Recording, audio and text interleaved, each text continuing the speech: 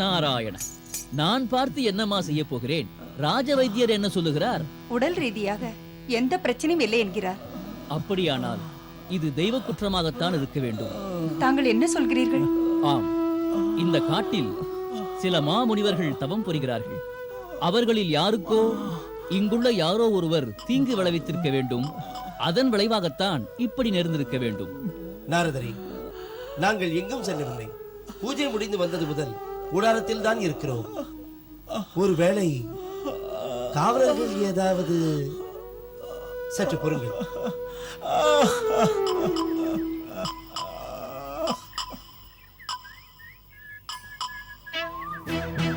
வீரர்களே, இங்கே வாருங்கள்.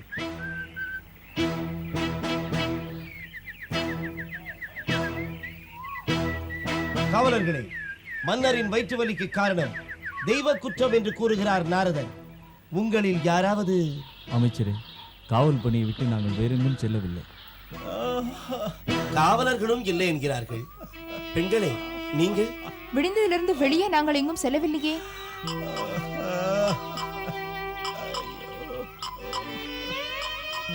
நீங்களும் செல்லவில்லை, அவர்களும் செல்லவில்லை. வேறு யார்தான் என்னதான் செய்தார்கள்?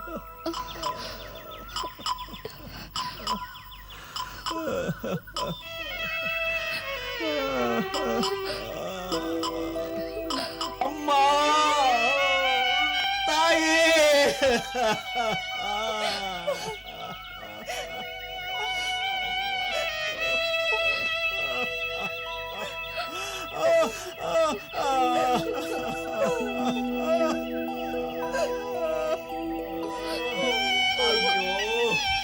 வலி தாங்க முடியவில்லையே.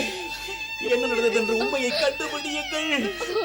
ஐயோ, அமைச்சரே, ஏன் நின்று கொண்டிருக்கிறீர்கள்? ஏதாவது செய்யுங்கள், செய்யுங்கள் ஐயா. எப்பொழுதே செய்கிறேன் அரசே. இது என்ன கொடுமை? நான் யாருக்கு என்ன தீங்கு செய்தேன்? எனக்கே இந்த தண்டனை அம்மா. தந்தையே, என்னை மன்னித்து விடுங்கள். அந்த குற்றத்தை செய்தவள் நான் தான். அதாவது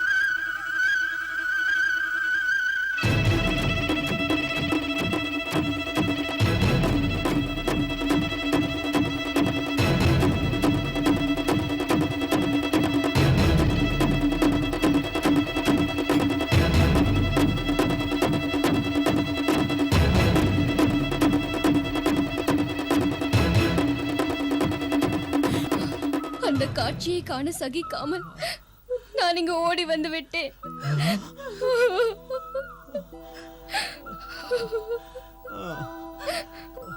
என்னம்மா சொல்கிறாய்?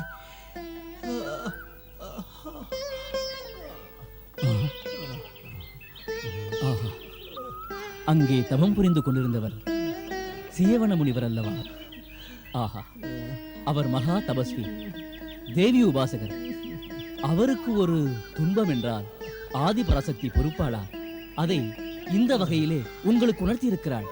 அப்படி என்றால் அதற்கு என்ன பரிகாரம் செய்ய வேண்டும்? தாங்கள் அனைவரும் சென்று அவரிடம் மன்னிப்பு கேட்டால் ஒருவேளை பரிகாரம் கிடைத்தாலும் கிடைக்கலாம். அப்படியா? சுவாமி வாருங்கள், தந்தை, வாருங்கள் சுவாமி, எழுந்து வாருங்கள். வாருங்கள். மெல்ல மெல்ல மெல்ல வாருங்கள்.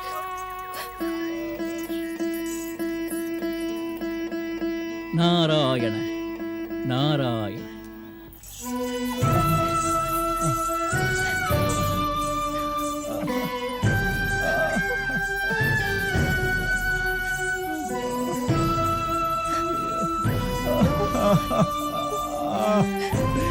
வலி தாங்க முடியலையே.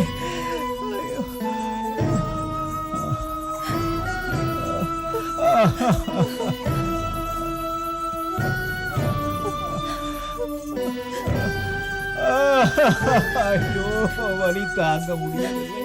சுவாமி, பொறுக்க முடியவில்லை வலி. மாமுனிவரே, மாமுனிவரே, அபயம். சியவன மாமுனிவரே, அபயம் அருளுங்கள். யார் நீங்கள்? நான் சூரிய குலத்தில் தோன்றிய சரியாதி மன்னன்.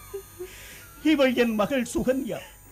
தாங்கள் புற்றுக்குள் இருந்து தவம் புரிவது தெரியாமல் இவள் தங்கள் கண்களை குத்திவிட்டாள். இவளை மன்னித்து விடுங்கள் சுவாமி. அதனால் என்ன? நான் அதற்காக வருந்தவில்லை. சிறு பெண் அறியாமல் செய்த பிழைக்கு யார்தான் என்ன செய்ய முடியும்? ஆனால் எங்கள் மன்னருக்கு அதன் விளைவாக கடுமையான வயிற்று வலி தோன்றி வதைத்துக் கொண்டிருக்கிறதே. ஆம் சுவாமி, சூளை நோயை விட கடுமையாக இருக்கிறது. சூட்டுக்கோலால் வயிற்றில் குத்தியது போல தகிக்கின்றது. இந்த துன்பத்தில் இருந்து என்னை தாங்கள் தான் காப்பாற்ற வேண்டும் சுவாமி. தாயே பராசக்தி, இது என்ன சோதனை? நாராயண நாராயண. யாரது? நாரத முனிவரா? வாருங்கள். அமருங்கள் முனிவரே, அமருங்கள். மெல்ல மெல்ல. நாரத முனிவரே, மன்னருக்கு வந்திருக்கும் வயிற்று வலிக்கும் எனக்கு நேர்ந்த துன்பத்திற்கும் என்ன காரணம் என்று புரியாமல் தவித்துக் கொண்டிருக்கிறோம். தாங்கள் தான் இந்த சிக்கலை தீர்த்து தெளிவுபடுத்த வேண்டும். சீயவன முனிவரே, அதனால் தான் நானே நேரில் வந்தேன். ஒரு மா முனிவருக்கு இழைக்கப்பட்ட தீங்கை ஆதிபராசக்தியால் தாங்கிக் கொள்ள முடியவில்லை. அதனால் தான் இவருக்கு இப்படிப்பட்ட ஒரு நோயை தந்திருக்கிறாள். நாரத முனிவரே, நான் இந்த பெண் செய்த அசட்டுத்தனமான காரியத்திற்காக ஒரு சிறிதும் கோபிக்கவில்லை. பிறகு எப்படி இத்தகைய தீங்கு நேர்ந்தது? முனிவரே, தெரியாமல் தொட்டாலும் நெருப்பு சுடத்தானே செய்யும். தவாக்னியாக விளங்கும் தங்கள் மேனில் ஏற்படுத்தப்பட்ட வடு தைக்கத்தானே செய்யும். இப்போது இதற்கு என்னதான் செய்வது? நான் சொன்னால் அதை நீங்கள் ஏற்றுக்கொள்ளவா போகிறீர்கள்? நடக்கும் விபரீதங்களுக்கு காரணம் தெரியாமல் தவித்துக் கொண்டிருந்த உங்களுக்கு அதை பற்றி விளக்க வந்தேன். அவ்வளவுதான். நான் வருகிறேன். நாராயணா. நாரதரே, நாரதரே,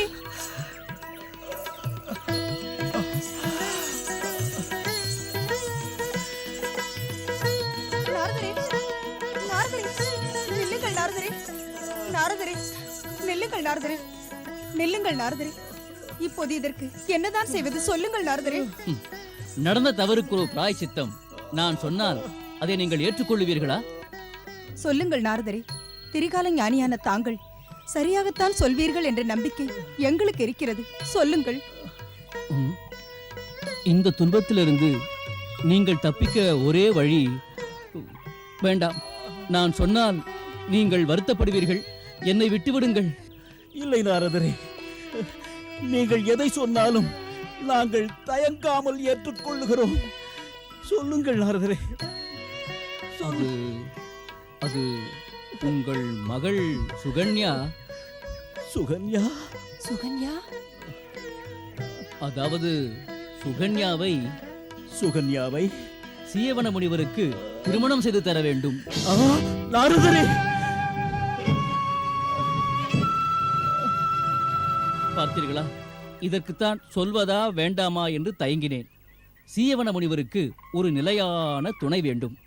அது அரசகுமாரியாகவே இருந்துவிட்டால் அவர் மனம் அமைதியடையும். அந்த மகிழ்ச்சியில் அவர் உங்களை மன்னித்து விடுவார், உங்கள் நோயும் தீரும். அதனால் தான் சொன்னேன். இல்லை, முடியாது. என் மகளுக்கு வரப்போகும் கணவரை பற்றி நான் எவ்வளவு கனவு கண்டு கொண்டிருந்தேன். எத்தனை நாட்டு இளவரசர்கள் இவள் கரம் பற்றும் பாக்கியம் தங்களுக்கு கிடைக்குமா என்று காத்துக் கொண்டிருக்கிறார்கள். என் நிலையில் காட்டில் வாழும் ஒரு முனிவருக்கு, அதிலும் வயது முதிர்ந்து நரைத்து போன அந்த கிழவருக்கு நான் என் மகளை மணமுடித்து தர வேண்டுமா? கண்ணற்ற ஒருவருக்கு கண்ணின் கருமணியான என் பெண்ணை நான் திருமணம் செய்து தர வேண்டுமா? அந்த கண்களை பறித்தவளே உன் மகள்தான் என்பதை மறந்துவிட்டு பேசுகிறாயே மன்னா. சுவாமி, குருடராகிவிட்ட அவருக்கு யாரேனும் துணையாக இருக்க வேண்டும் என்பதற்காகத்தானே தாங்கள் இவ்விதம் கூறுகிறீர்கள். எங்கள் அரண்மனையில் எண்ணற்ற பணியாளர்கள் இருக்கிறார்கள். அவர்களில் சிலரை யாரையேனும் அவருக்கு துணையாக கொண்டு வந்து விட்டுவிடலாம். அவர்கள் முனிவருக்கு ஒரு குறையும் வராமல் பார்த்துக் கொள்வார்கள் சுவாமி. எவ்வளவு காலம் இருப்பார்கள்? அரண்மனையிலே ஆனந்தமாக இருக்க வேண்டிய காவலர்களை ஆரண்யத்திலே கொண்டு வந்து விட்டுவிட்டால் இந்த கிழவனாதானே நாம் அல்லல் பட நேர்ந்தது என்று எண்ணி அதை, அந்த வெறுப்பை அவர்கள் செய்யும் பணிவிடையிலே காண்பித்து, அதனால் முனிவர் கோபமுற்று சபித்தால் அந்த சாபம் தங்களை அல்லவா சேரும்? சாது மிரண்டால் காடு கொள்ளாது, தவமுனிவர் சபித்தால் புவனம் தாங்காது. நான் சொல்வதை சொல்லிவிட்டேன் நாராயணா. அப்படியானால் என்னதான் செய்ய வேண்டும் என்கிறீர்கள்? நான் சொன்னதை தவிர வேறு வழியே இல்லை. தான் செய்த பாவத்திற்கு தானேதான் பிராயச்சித்தம் தேட வேண்டும். வேண்டுமானால் ஒன்று செய்யலாம். சுகன்யா இதை விரும்பினால் ஏற்றுக்கொள்ளட்டும். இல்லை என்றால் உங்கள் விருப்பப்படி செய்து விளைவை அனுபவியுங்கள். எனக்கென்ன வந்தது? நான் வருகிறேன் நாராயணா. சற்று பொறுங்கள் மாமுனிவரே. அந்த முனிவரை நானே மணந்து கொள்கிறேன். சுகன்யா, சுகன்யா, நீ என்னம்மா சொல்கிறாய்? தந்தையே, நாரத முனிவரின் கருத்தை நான் மனப்பூர்வமாக ஏற்றுக்கொள்கிறேன். திரிகால ஞானியே தமது திருவாக்கால் இதை கூறுகிறார் என்றால் தேவி எனக்கு தந்திருக்கும் வாழ்க்கை இதுதான் என்று நான் பரிபூர்ணமாக உணர்கிறேன். வேண்டாம் மகளே, வேண்டாம். வெறும் அனுதாபத்தினால் புரிந்து கொள்வதல்ல திருமணம். அது காலம் காலமாக தொடர்ந்து வரும் பந்தம்.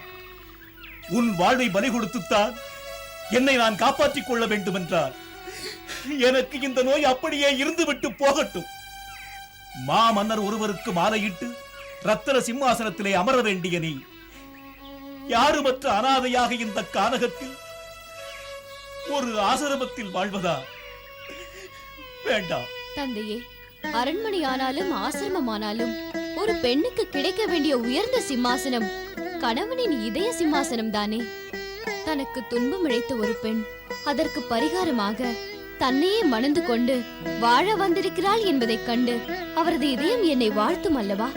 அதுவே எனக்கு போதும். மகளே, இளமையும் ஏழும் நிறைந்த நீ ஒரு முதியவரை மணந்து என்ன சுகம் காண்பாய்? சுகமும் துக்கமும் மனதை பொறுத்தது என்று தாங்களே எனக்கு பலமுறை கூறியிருக்கிறீர்களே. தேகம் என்பது வெறும் மோகத்தை தீர்த்துக் கொள்வதற்கு மட்டும்தானா? பிறருக்காக தன்னையே அர்ப்பணித்துக் கொண்டு பணிவிடை செய்வதற்கு அது பயன்படக்கூடாதா? இளவரசி, மாவீரன் ஒருவனைத்தான் மணப்பேன் என்று சொன்னீர்கள். இன்று ஒரு முதியவரை மணக்க துணிந்து விட்டீர்களே. ஐம்புலன்களின் ஆதிக்கத்திற்கு ஆளாகி வேலையும் வாளையும் வீசுவது மட்டும்தான் வீரம் என்று எண்ணாதே மல்லிகா.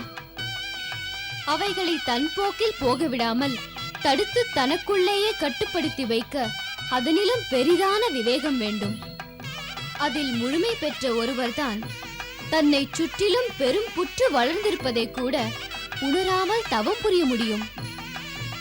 அத்தகைய மகத்தான தவசீலர் எனக்கு கணவராக கிடைக்கப் போகிறார் என்று நினைக்கும் பொழுது எவ்வளவு பெருமையாக இருக்கிறது. சரியாதி மன்னா, ஒரு அற்புதத்தை கவனித்தாயா? சொல்லுங்கள் நாரதரே. இதுவரை உன்னை வருத்திக் கொண்டிருந்த வயிற்று வலி சுகன்யா சியவன முனிவரை மணந்து கொள்ளுகிறேன் என்ற மறு கணமே அடங்கிவிட்டது பார்த்தாயா?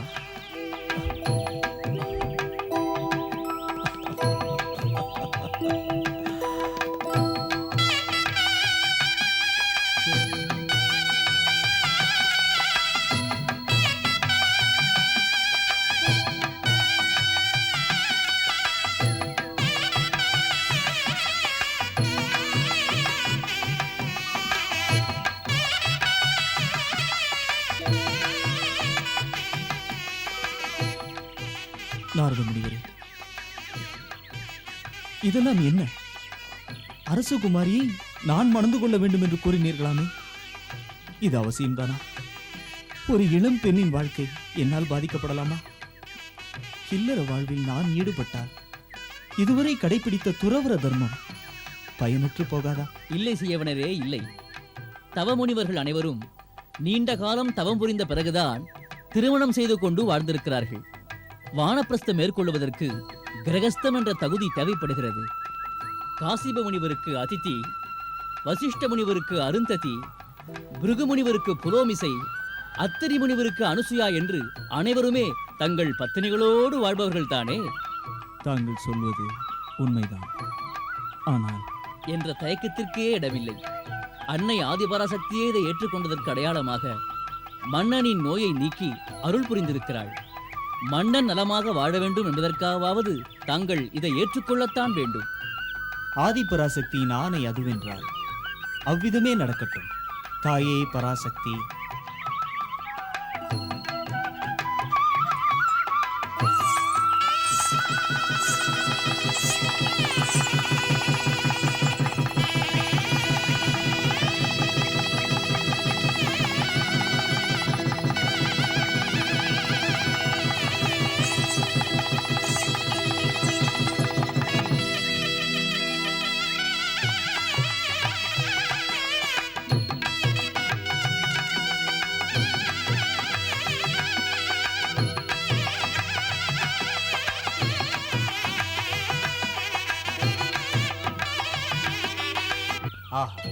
நாம் மிகவும் பாக்கியம் செய்தவர்.